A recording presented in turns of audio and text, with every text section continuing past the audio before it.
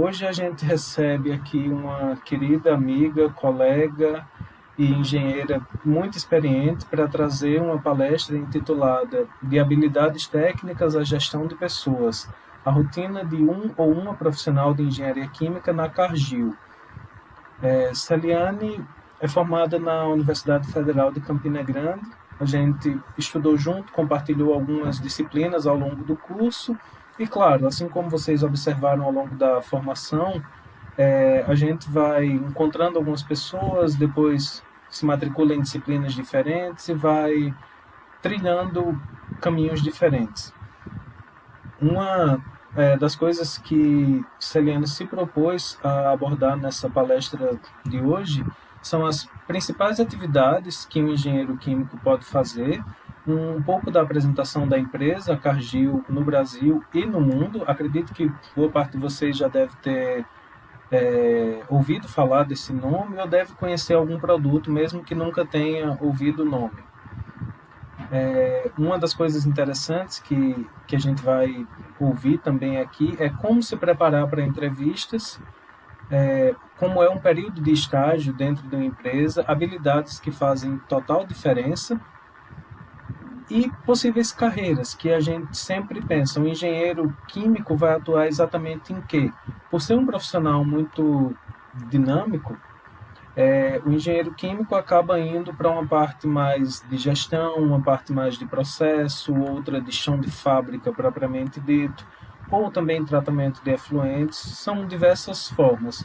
E aí é muito bom receber alguém que tem experiência e que traz essa realidade para perto da gente, que traz isso para a nossa rotina, digamos assim, rotina de estudo e aprendizado. E é isso, espero que vocês acompanhem, aproveitem, que esse momento é muito importante. Desde já, Celiane, agradeço demais sua disponibilidade.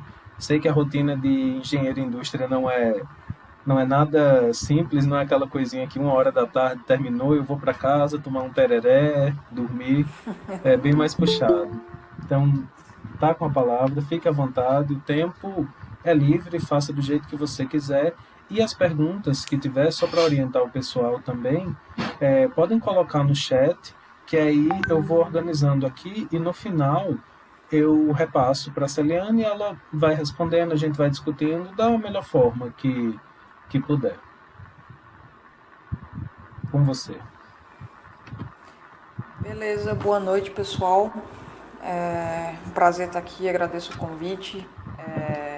O Murilo fez uma boa introdução aí. Eu preparei aqui alguns slides, né, um materialzinho aqui para auxiliar na discussão. Beleza, boa noite, pessoal. Um prazer estar aqui, agradeço o convite. O Murilo fez uma boa introdução aí. Eu preparei aqui alguns slides, né, um materialzinho aqui para auxiliar na discussão. Principalmente com quais são as portas de entrada na empresa, né? Que eu sei que também vocês podem se interessar. Preparei também alguma parte sobre estágio, né? Sobre essa primeira etapa depois que a gente faz a faculdade. E alguma coisa sobre as carreiras, né? As possíveis carreiras que a gente pode desempenhar nessa área industrial, aí, com base, né, claro, na minha experiência na Cargill, né? Então, bom, como o Murilo falou aí, eu sou engenheira química formada pelo FCG, me formei em 2009, né?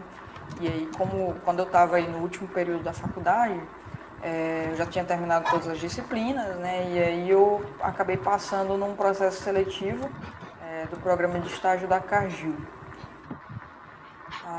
Eu fui selecionada e daí eu fui para estágio, e meu estágio ele foi basicamente na parte de processamento de grãos, processamento de soja. Então, o que a gente faz no processamento de soja basicamente é receber os grãos, secar, moer, e aí a gente faz a extração do óleo de soja, que daí vai para refino, vai para outros usos, e separar os sólidos, né, da parte da soja, que é o farelo, né, que vai para a nutrição animal, né, que vai para a ração animal. Então, na época que eu cheguei aqui na Cargill de Três Lagoas, era basicamente isso que tinha na fábrica, e o meu estágio foi nessa parte de processamento de grãos. Quando eu finalizei esse período de estágio, daí a Cargill me contratou, né? Fiquei muito feliz, claro. Voltei para Campina Grande, na Paraíba, né? Me formei e voltei, retornei a Três Lagoas aí como engenheira júnior, né? Também nessa área de processamento de grãos. Então eu fiquei aqui por uns 3 meses como engenheira júnior na parte de moagem de soja. E eu estava assim, bem naquele período assim, de recém-contratada e período de treinamento, né? No caso, estava me aprofundando no processo, tal, que eu só tinha feito alguns meses aí, eu tinha outras atividades a ser desenvolvidas, então eu estava me aprofundando no processo. Daí o que aconteceu?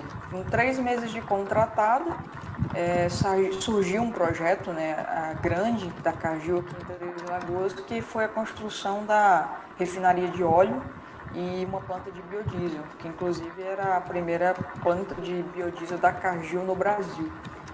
E aí o meu gerente na época me direcionou para fazer parte dessa equipe de projeto da construção dessa fábrica.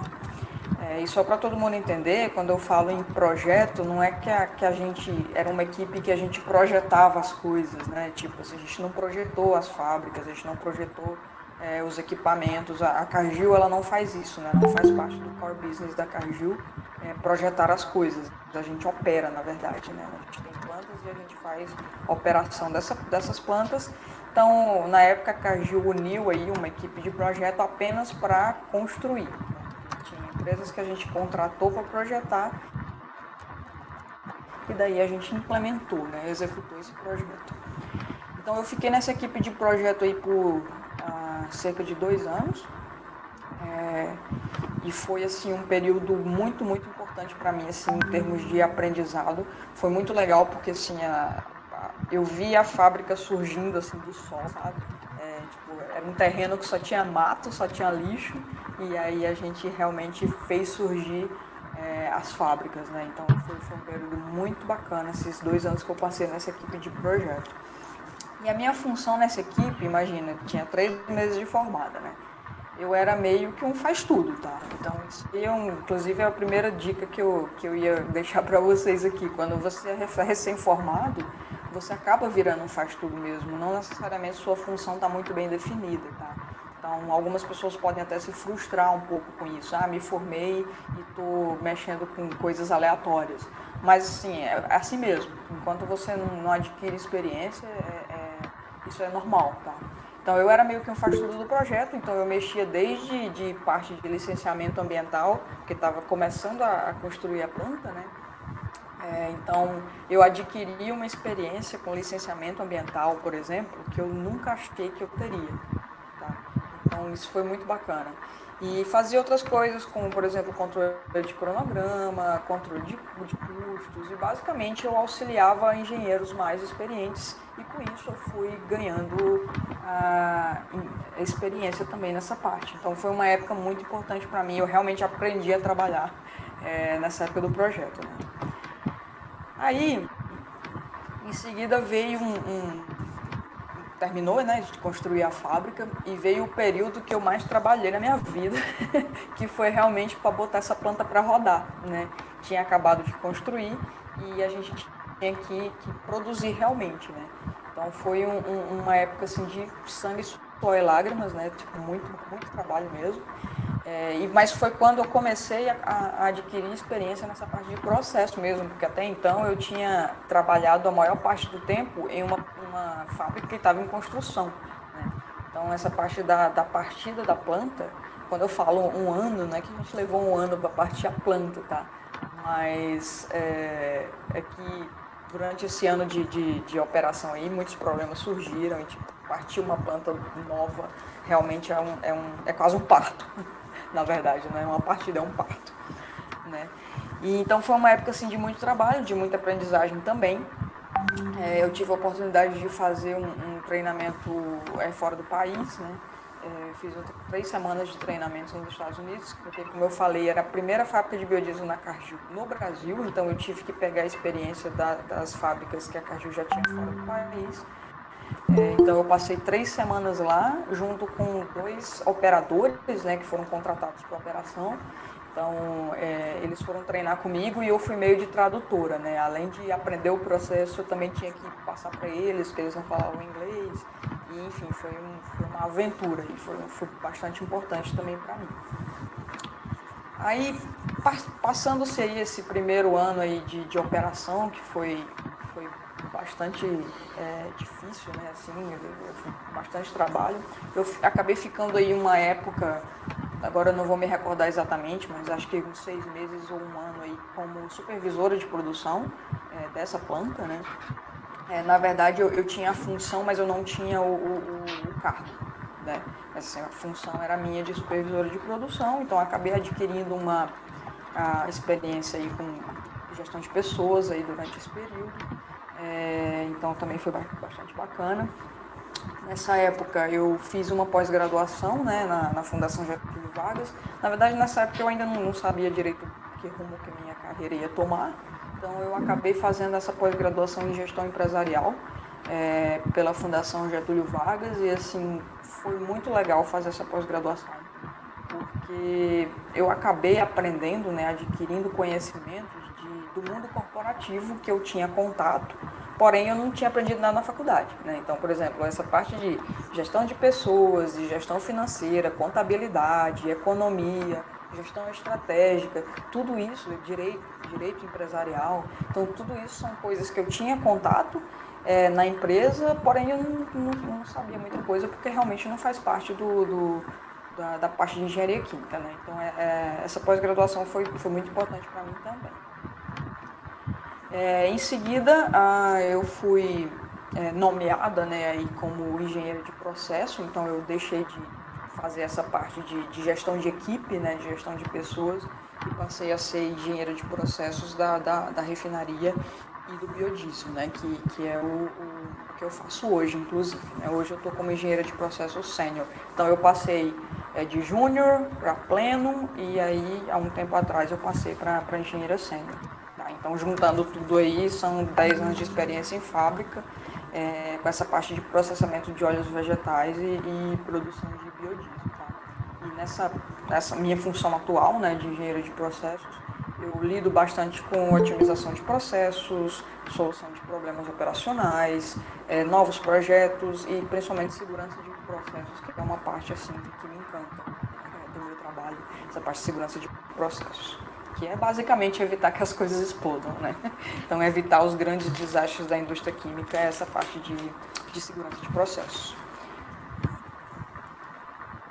Bom, eu vou falar um pouquinho aqui da empresa que eu trabalho, né, que é a Cargill. Não sei se vocês já ouviram falar, mas essa aqui é a marca, né, da Cargill, o slogan, né, Helping the World Thrive, que é ajudando o mundo a prosperar, né, em bom português. Então a Cargill, ela basicamente oferece serviços e produtos alimentícios, agrícolas, financeiros e industriais, tá? Então nós estamos aí ajudando o mundo a prosperar há mais de 150 anos. Então é uma empresa bem antiga. Tá? Então ela foi fundada lá nos Estados Unidos, em Minneapolis, né, nos Estados Unidos, no estado de Minnesota, por um senhor chamado Will Cargill. Na verdade, esse nome Cargill em inglês é Cargill, que é o sobrenome do fundador. Né? Então essa empresa, ela ainda hoje pertence à família Cargill, tá? Eles com certeza são muito ricos. Bom, está presente aí em 70 países e hoje tem aí 160 mil funcionários. Né? É um dado interessante, é uma empresa realmente que pertence à família, é uma empresa de capital fechado. Então, por exemplo, você não consegue comprar ações da Cargill na Bolsa de Valores, por exemplo. Tá? Então, é uma empresa de capital fechado. Então, 70 países, 160 mil funcionários e que estão aí com uma das missões, né? A missão principal da Cargill é fornecer alimentos ao mundo de uma forma responsável e sustentável. Tá? Bom, no Brasil, a Cargill está há mais de 50 anos, tá? Então chegou aqui no país em 1965, né? hoje tem 11 mil funcionários, está presente em 17 estados e 147 municípios. Então, aí perto de vocês, no Mato Grosso, a gente tem a fábrica de Primavera do Leste, né, que também é de processamento de grãos, né, de soja e refinaria de óleo. Se eu não estou enganada, o maior envase de óleo de soja refinado da Cargill fica em PDL, né, em Primavera do Leste, perto de vocês. Então, armazéns, fábricas, terminais portuários e 2 centros de inovação. Então, para ter uma ideia da diversidade de produtos, né, aqui do ladinho aqui do mapinha, vocês estão vendo aí, mexe com açúcar e etanol, amidos e endossantes, biodiesel, que é onde eu trabalho, né, que é essa fábrica que fica aqui no Mato Grosso do Sul. Também tem uma parte de cacau e chocolate. Enfim, vários outros produtos aí que a gente mexe aí no Brasil, tá? Bom, esses são os produtos brasileiros, tá? Da Cargill no Brasil, tá? Então toda a linha de óleos lisa, maionese lisa, molhos lisa, tudo que for lisa é o carro-chefe aí da Cargill no mercado brasileiro, isso nos produtos de varejo, né? E aí também o que provavelmente é muito conhecido de vocês, toda essa linha de atomatados aí, de molho de tomate, extrato de tomate, elefante, tarantela, pomarola, que até um dia desse, todas essas marcas, né, pertenciam à Unilever, e a Cargill comprou a Unilever, né, aí recentemente, comprou a fábrica que fica lá em Goiânia, né, da parte de tomate, e comprou também junto todas as marcas. Elas também são bem conhecidas aí. Aqui no cantinho, vocês estão vendo aqui o Genuine, né, é o chocolate, né, a parte de chocolate da Cargill. Ele pode, talvez vocês não conheçam muito ele, porque ele é mais utilizado para uso profissional, né? A gente não compra barrinhas de chocolate Genuine, você compra ele de quilo, na verdade, essas barras grandes de quilo. Então, talvez não é muito comum aí nos supermercados da vida. Enfim, todos esses outros produtos aí que vocês veem no supermercado são, na verdade, da Cargill. Tá? Bom, eu não podia deixar de falar dessa parte de inclusão e diversidade, que a Cargill tem muito forte. Na verdade, é uma tendência do mundo corporativo, né, das grandes empresas, cada vez mais da importância a ter equipes diversas, né, a lutar pela inclusão e ter equipes diversas. Qualquer estudo aí que vocês procurarem sobre isso, vocês vão ver que, na verdade, equipes diversas são mais eficientes, né? Quando você tem uma equipe com pessoas mais ou menos iguais, mais ou menos com o mesmo background, acabam não saindo muitas soluções criativas para os problemas, né? Então, hoje a Cargill tem alguns grupos de apoio à inclusão e diversidade dentro da empresa, tá? E são formados pelos próprios funcionários, e que promovem eventos, palestras, reuniões, que é para conscientização sobre inclusão e diversidade. Então, aí da direita para a esquerda, a gente tem o MOB, que é para a inclusão de mulheres, na verdade, pela equiparidade de gênero, principalmente nessa área industrial, nessa área de operações, e especialmente na área do agronegócio, né? Assim, talvez um pouquinho pior do que a indústria, o agronegócio sempre foi predominantemente masculino, né? Então o MOB ele está aí para incluir, né, para lutar pela equiparidade de gênero também. Tem a parte do Pride, que é para inclusão de pessoas LGBTIQI+, toda essa sopa de letrinhas que todo mundo conhece. E tem o Afros, que é sobre raça e etnia, e tem o IN, que é de pessoas com deficiência. Então, essa parte de diversidade é bastante forte na Cargill. Novos talentos, né? Como que entra na Cargill, né? Quais são as portas de entrada para os recém-formados, o pessoal que ainda está na faculdade, está terminando. Então, a gente tem o programa de estágio, né? Que foi o programa que eu entrei, né, na Cargill, que eu passei no processo e entrei, que tem o objetivo aí de recrutar, né, pessoas que ainda estão terminando a faculdade, e com o objetivo principal de complementar aí o aprendizado que foi adquirido na graduação. O próximo próximas inscrições aí para o programa de estágio tá para 2021, início de 2021. Então, se vocês entrarem nesse site aqui dos novos talentos da Cargill, vocês vão encontrar muito mais informações sobre como se inscrever aí no programa de estágio e também no programa de trainee. O programa de trainee é para recém-formados, né? E tem aí a duração de 12 meses. E a próxima abertura aí de inscrições em agosto de 2021. Se vocês já estiverem aí nessa fase, recomendo bastante. Na verdade, a Cargill é uma empresa que eu recomendo para todo mundo trabalhar, tá? Bom, só essa parte de recrutamento é feito às cegas, tá? Currículo às cegas, né? O objetivo é reduzir os preconceitos nos processos seletivos. Então, no primeiro momento, não é compartilhado nome, idade, gênero, raça, instituição de ensino, etc., que é para a gente ter certeza que vai recrutar pessoas com base apenas nas competências mesmo, nas qualificações das pessoas. Tá? Eu vi a pergunta aí sobre idade, não tem, tá? Não que eu saiba, não tem limite de idade. Inclusive, como é uma seleção às cegas, né? O recrutador não fica nem sabendo a idade das pessoas, tá? Bom, é feito parcerias com as redes de diversidade, também estão inclusos os cursos de EAD, tecnólogos para estagiário, né? E também é feito processo 100% online, né, para que todo mundo possa participar, não precisa se deslocar, né, para participar do processo seletivo, tá?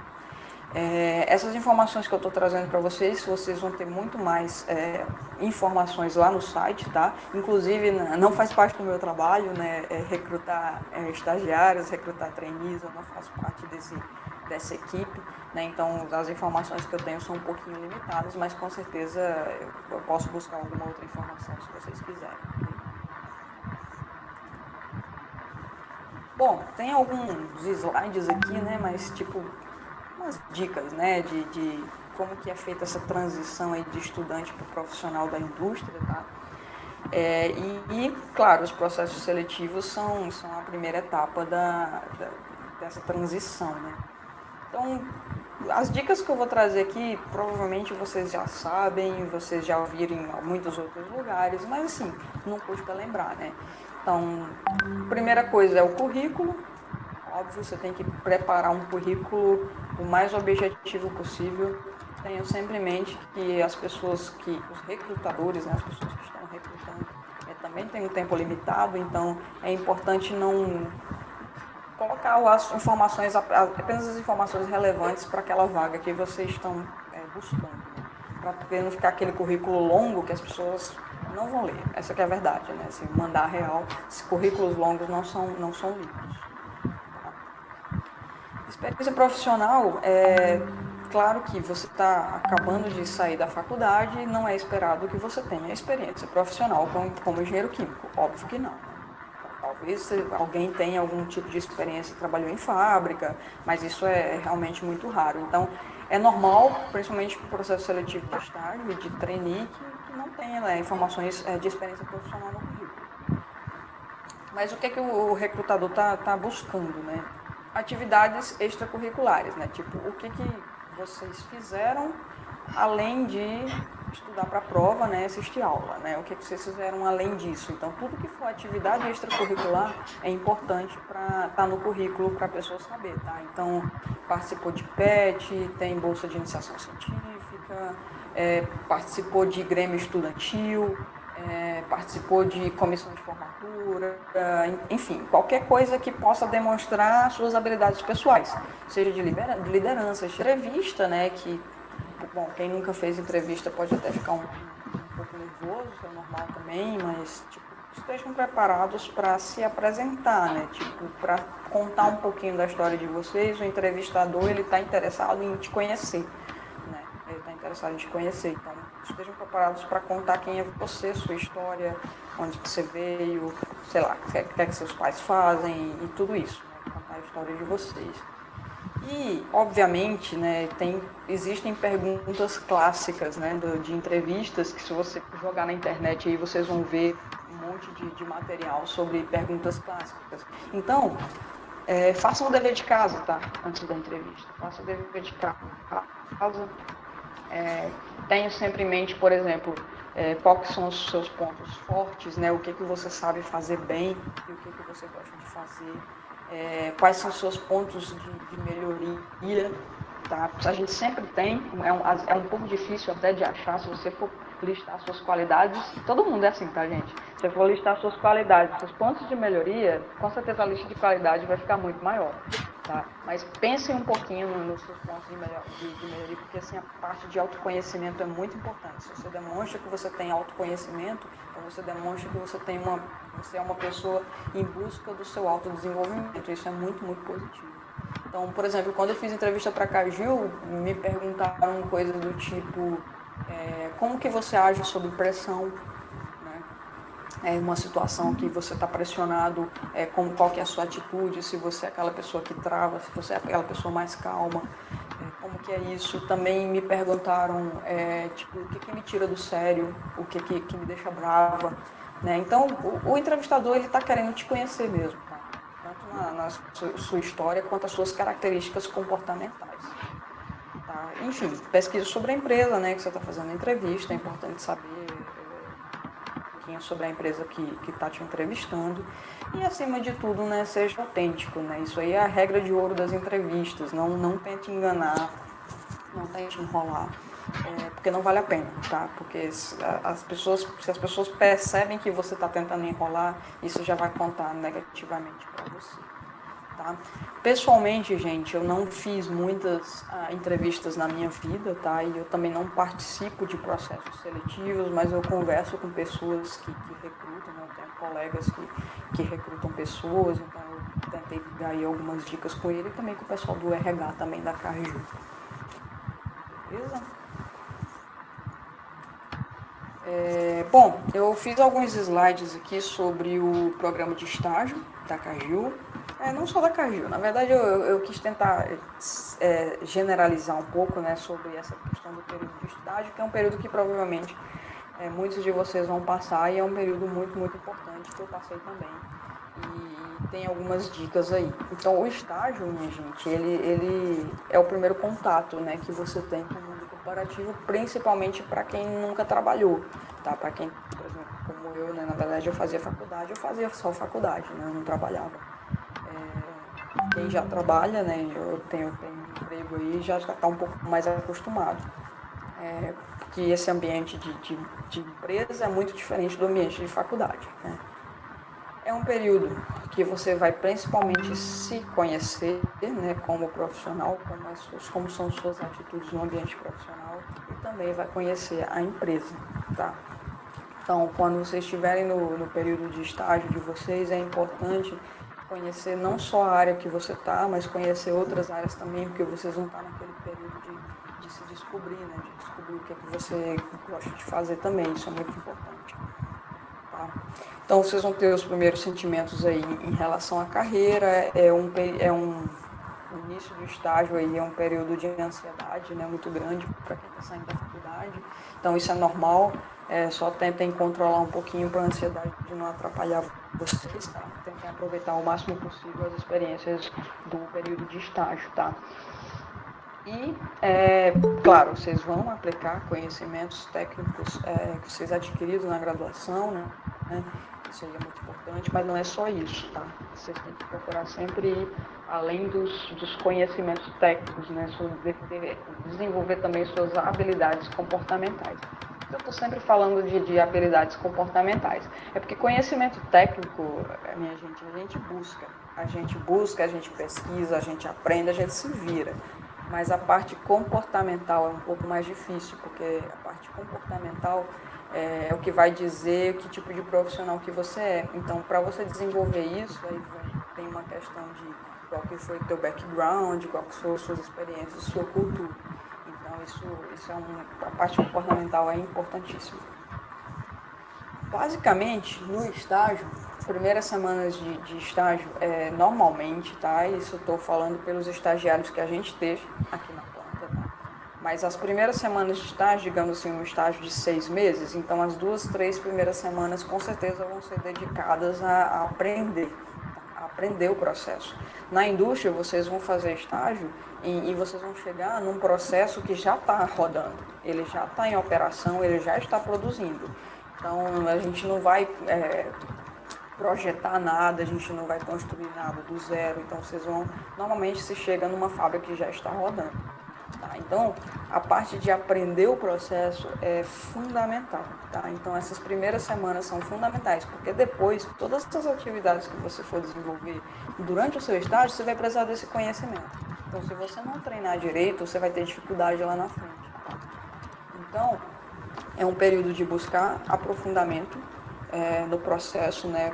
Aplicando conhecimentos da graduação, não todos, tá? Você não vai chegar fazendo todos aqueles cálculos que você aprende na faculdade, não criem essa expectativa, mas sim, o conhecimento que vocês aprendem na graduação é importantíssimo, porque vocês já têm vocês já vêm com uma bagagem teórica, por exemplo, vocês vão pegar lá uma série de trocadores de calor de placas, trocadores de calor, casco e tubo, uma série de bombas, então você já sabe a teoria daquilo lá, você já sabe para que aquilo serve, quais são os princípios aplicados, então é muito mais fácil para vocês aprenderem do que uma pessoa que não veio da engenharia, né? Então, sim, vocês vão aplicar e busquem aprofundar nas operações unitárias do processo onde você está fazendo o estágio. Uma dica que eu dou aqui, gente, e essa aí, na verdade, eu deveria ter colocado ela em negrito, itálico, sublinhado, né, que é essa terceira aí, que é permaneçam ao máximo de tempo possível na fábrica, tá? No campo. Tá? Esse conhecimento de campo é valiosíssimo. Tá? Então, a gente tem uma tendência de ficar muito na frente do computador. Então, você chega no estágio, a pessoa lá te recebe, né, e fala que, ó, essa aqui é a tua mesa, esse aqui é o teu computador. Então, aquilo parece que é um imã, né, que atrai a gente para ficar sentado dentro do escritório, na frente do computador. Então, tentem resistir a isso e ir para a fábrica realmente, tá? E aprender os detalhes lá, que isso faz toda a diferença.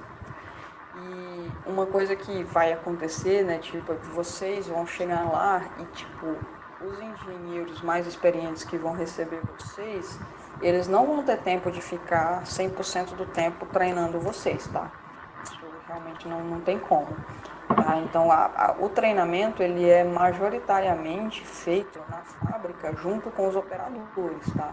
Então, vocês vão chegar para treinar e vocês vão aprender com pessoas que tem um grau de escolaridade menor do que o de vocês. Vocês vão chegar lá quase engenheiros, né? Quase engenheiros químicos. Então, e o cara que vai te ensinar, ele tem um ensino médio, né? E só que naquele processo ali, ele sabe muito mais do que você, né? Então, é muito importante ter esse jogo de cintura, essa humildade, né? De você tratar bem as pessoas, tratar bem os operadores, de modo que você consiga absorver esse conhecimento mais facilmente, tá? Menos traumaticamente.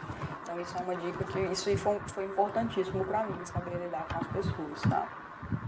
De novo, né, aquela parte que eu falei, que é a parte comportamental, que conta muito. Recém-chegado, que você não pode identificar um ponto de melhoria, pode sim. Pode sim. Aliás, quando você uma pessoa que vem de fora acaba enxergando coisas que pessoas que estão ali todo dia não enxergam, tá? Então é uma outra dica que eu dou para vocês para período de estágio, tá? Façam isso, não tem problema nenhum. Principalmente quando você está batendo papo com os operadores. Às vezes o operador chega para você e fala assim, isso aqui a gente criou para fazer isso, mas não funciona direito. Tá? Então aí, você já nota ali, já levanta aquela bandeirinha amarela que se aquilo ali não funciona direito, então tem que fazer funcionar. Então já é um ponto de melhoria também. Você pode anotar e discutir aí com o seu gestor, com o seu supervisor, com quem quer que seja que esteja ali à sua disposição. Né? Bom, passado esse período de treinamento, que é fundamental, vem o resto do seu estágio, né? Que é onde você vai realmente desenvolver atividades, né? Então você vai ser parte de um time, tá? Isso é muito, muito importante. Então não é mais uma faculdade que você chega na sua casa, estuda para uma prova e faz, não, você é parte de um time agora, tá? Então você precisa desenvolver atividades e você precisa pedir ajuda, tá? Vocês precisam se virar, na verdade, para desenvolver o que vocês têm que desenvolver. Então, se vire. E pedir ajuda também é um jeito de se virar, tá? Então, sejam parte do time. Os problemas do time são problemas seus também. Não se sintam à parte disso, tá? Você vai executar aí algumas atividades que vão ser designadas pelo seu gestor, e a dica que eu te dou é façam com o máximo de qualidade, né? Deem o melhor de vocês. Tudo que vocês forem fazer, façam com qualidade e com foco em prazo. Claro, não adianta você fazer um big trabalho lindo, maravilhoso, colorido e entregar fora do prazo. Não, isso não existe. Então, tenham foco em qualidade e prazo e sejam proativos, né? Se você vê alguma coisa que você sabe que você pode ajudar, que você sabe que você pode fazer, principalmente mais para os últimos meses, vai e faça, né? Não precisa ficar esperando ninguém te pedir. O que eu percebi é que, tipo assim, essas atividades que vocês vão desenvolver, algumas são super legais, só que outras são chatas, né? Porque todo mundo faz coisa chata na vida e não tem outro jeito. Então, não façam apenas as coisas que vocês acham legais, tá? Então, tudo tem que ser feito. Se não for você, outra pessoa vai fazer. Por mais que você não goste de fazer determinada tarefa, aquilo não pode ser baliza para você deixar de fazer isso ou fazer aquilo. Então, realmente, a priorização ela tem que ser muito alinhada com o teu gestor e com as prioridades da equipe. Tá bom? Então, essas foram algumas dicas aí para período de estágio da minha experiência, né, que eu pude dar com vocês aí. Bom, esse slide aqui, gente, na verdade eu copiei ele de uma amiga minha que eu achei muito interessante, que é essa parte de habilidades, né? Então eu venho falando muito aqui de habilidades de comportamentais. Então essas aí são algumas habilidades que eu acho importante, tá? Então por que o iceberg, né? Essa figurinha é um iceberg, tá, gente? Só para ficar claro. Por que um iceberg, né? Porque algumas habilidades elas são a pontinha do iceberg, né? Estão para fora da água, então são habilidades que são facilmente perceptíveis por todo mundo que está ao seu redor. E algumas não, algumas estão para baixo da água aí, mas que com o tempo as pessoas também vão perceber, tá? Então, por exemplo, o conhecimento técnico, para vocês terem uma ideia, nesse monte de sopinha de letra aí, de palavra que eu coloquei, o conhecimento técnico está ali no cantinho, bem escondidinho, né? Então, ele é importante, ele é muito importante. Não deixem de dar importância a conhecimento técnico, nunca na vida de vocês. Aprendam tudo que a faculdade ensina, porque vocês vão precisar, sim, tá? Então, essa parte de idiomas é muito importante.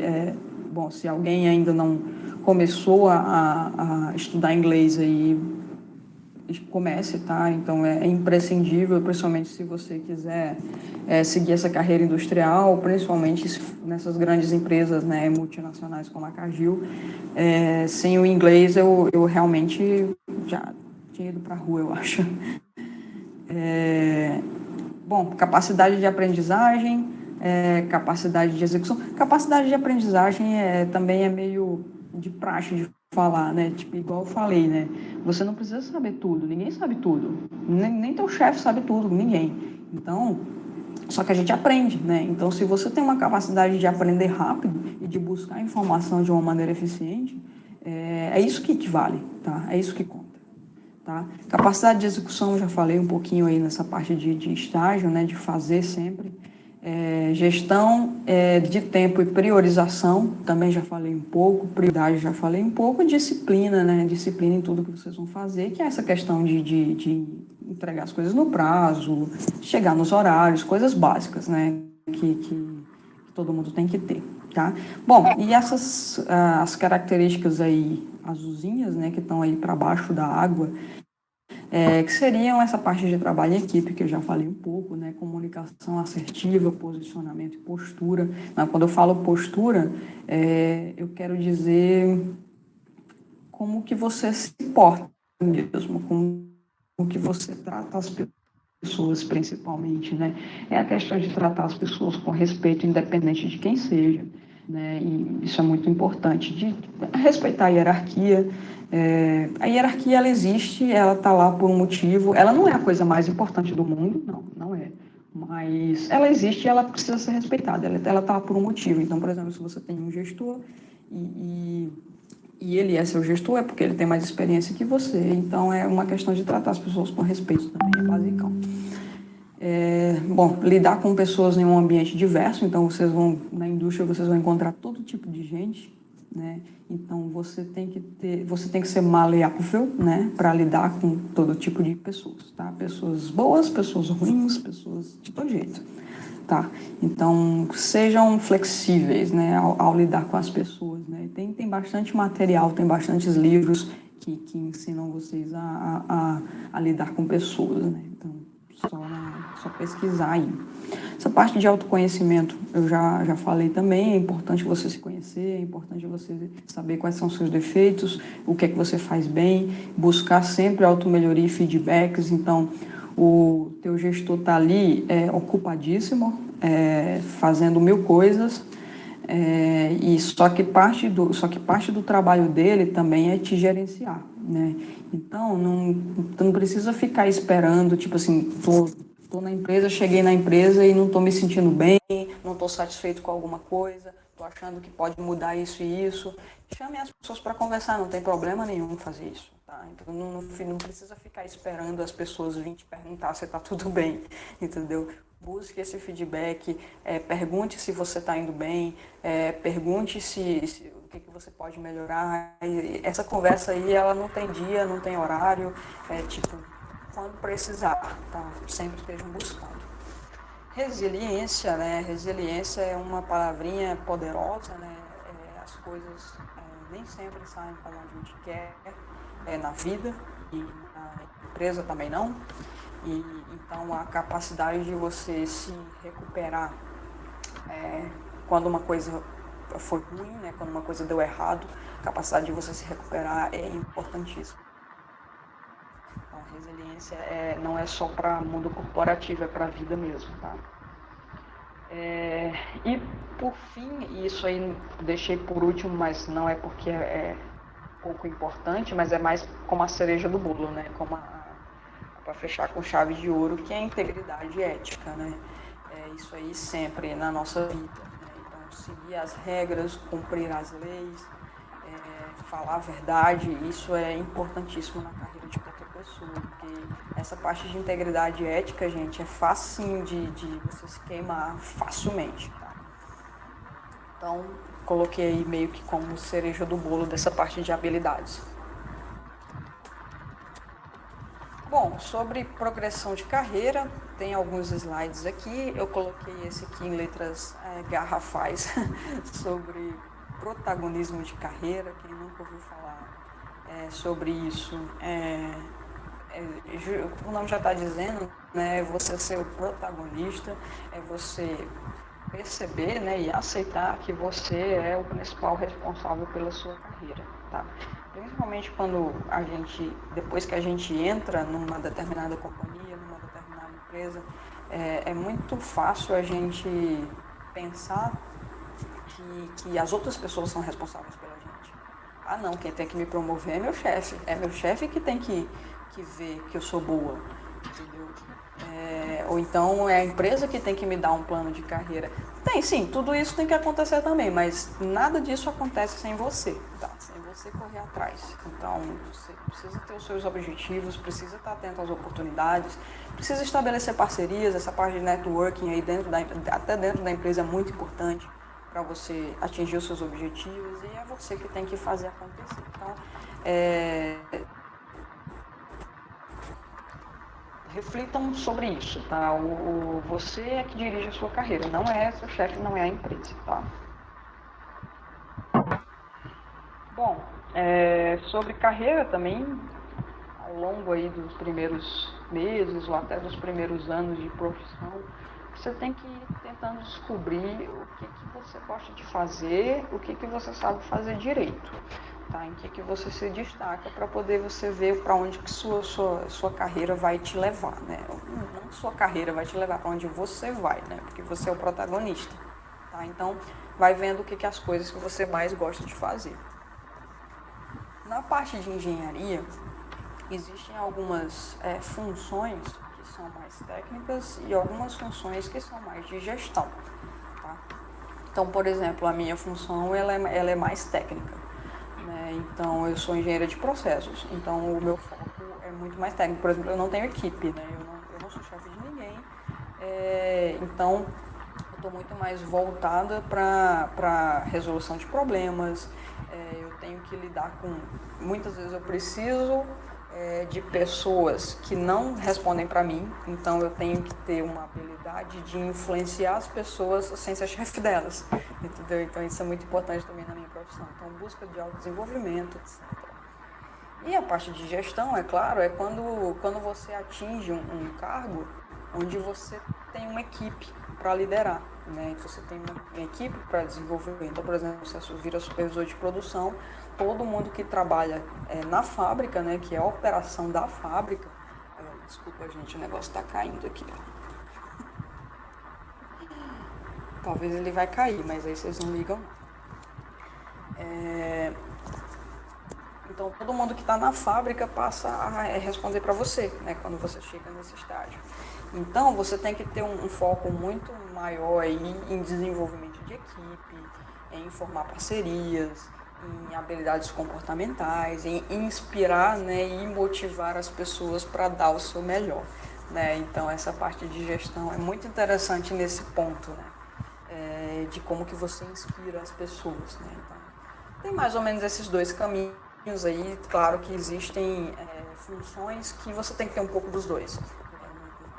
Tentei só para a gente falar um pouquinho desses dois tipos de carreiras, né? Esse slide aqui, gente, ele não foi a Cargill que fez para mim, tá? Eu que fiz para tentar dar uma direcionada para vocês de mais ou menos quais são os caminhos aí que dá para ser seguido dentro da área de operações, que é onde eu trabalho, tá?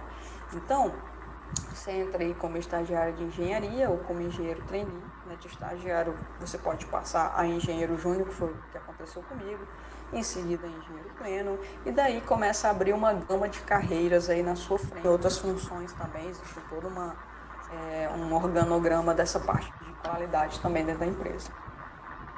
Engenheiro de confiabilidade, né? Engenheiro de confiabilidade, eu não sei se todo mundo já ouviu falar, né? Mas está mais ligado à parte de manutenção. Então, o engenheiro de confiabilidade é aquela parte da engenharia que garante que as coisas não vão quebrar, né? Basicamente, né? Que a fábrica os equipamentos vão estar lá quando a gente precisar deles, né? Então, essa parte de confiabilidade, eu não conheço muitos engenheiros químicos que viraram engenheiros de confiabilidade. Normalmente, é mais pessoal da engenharia mecânica e da engenharia elétrica que vai para essa parte de engenharia de confiabilidade. Mas eu coloquei aí porque eu acho uma carreira interessante e nada impede, tá? Nada impede de você ser engenheiro químico e você se especializar nessa parte de manutenção. Bom, engenheiro de melhoria contínua, né? Tem alguns engenheiros de melhoria.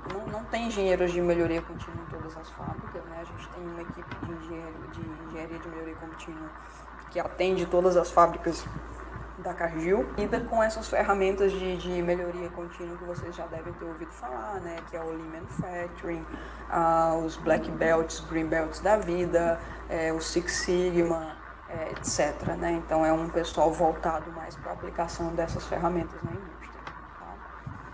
Bom, engenheiro de processo, que é o que eu faço, né? Já falei um pouquinho sobre isso, mas basicamente aqui na refinaria e no biodiesel, né, que é onde eu trabalho diretamente com a supervisora de produção. Então, nós somos pares, né? Eu e a supervisora de produção, nós temos o mesmo gerente, mas só que a supervisora de produção, ela lida mais com a equipe, né, e com a parte de produção mesmo, né, de entrega do produto, e eu fico um pouco mais com a parte um pouco mais técnica da fábrica, né. E aqui eu coloquei também engenheiro de projetos, né, eu conheço alguns engenheiros de projetos na planta, que é aquela pessoa que lida com a execução de projetos, não grandes projetos, mas projetos menores dentro da fábrica, projetos de melhoria, Então também é o engenheiro de projeto que a gente tem aqui na planta, e também é meu par, né? A gente trabalha muito junto no desenvolvimento de novos projetos. Gente, não necessariamente é isso, tá? Não necessariamente é isso. Eu tenho gente que já pulou etapa, eu conheço gente que já passou de cima para baixo, enfim, que já passou por várias dessas funções. Não está escrito nada na pedra, vai depender muito do momento, das oportunidades, da pessoa. Da mesma forma que as carreiras, elas não se limitam a isso aí, tá? Tem engenheiros químicos na Cargill que trabalham com desenvolvimento de produtos, que trabalham com planejamento de produção, que trabalham com marketing, então não se limita a isso aí. Esse slide eu fiz mesmo para a parte de operações, que é onde eu trabalho, mas, assim, o mundo corporativo e as oportunidades para o engenheiro químico vão bastante além disso, tá? Bom, por último aí, gente, eu acho que esse é o último slide, se eu não estou enganada. Eu listei aqui algumas das principais atividades que eu faço, né, que nós fazemos, né, na indústria, independente da função. Algumas coisas eu faço mais, outras coisas outras pessoas fazem mais. Mas é igual eu falei, né, tipo, quando eu fazia engenharia química, eu tinha essa impressão, né, de que eu não sabia com o que eu ia trabalhar. Então, é isso aqui que vocês estão vendo nesse slide, né? Então, essa parte de relacionamento interpessoal, independente do cargo, da função, do nível hierárquico da fábrica, relacionamento interpessoal é fundamental. Sem as pessoas, você não faz nada na sua vida. Você não consegue desenvolver. Então, ninguém trabalha sozinho. Monitoramento de índice de desempenho. Então, isso aí faz parte do nosso dia a dia, né? Você tem uma fábrica que já está rodando e tem determinados números, né, indicadores que falam se você está indo bem, se você está indo mal, se você está fazendo a coisa de uma maneira eficiente ou não, e se você está fazendo a empresa ganhar dinheiro ou não, tá? Então, monitorar os indicadores de desempenho da fábrica, né, do setor onde você trabalha é importantíssimo. Identificação e solução de problemas também é 50% do meu tempo aí, que eu gasto com solução de problemas, tá? Que tipo de problema? Por exemplo, esses indicadores de desempenho que vocês estão vendo aí. Se um indicador vai mal, a gente precisa startar uma investigação e tomar ações para que ele volte para os eixos, né? Então, pode ser problema de processo, podem ser problemas de qualidade, pode ser problemas de segurança. Então, existe uma série de problemas que acontecem na fábrica que precisam ser investigados e dado o devido direcionamento para que eles não voltem a ocorrer. Parte bastante importante do trabalho. Segurança ocupacional de processos, tá? Não é porque você é engenheiro químico que essa parte de segurança ocupacional não vai fazer parte da sua rotina, vai sim.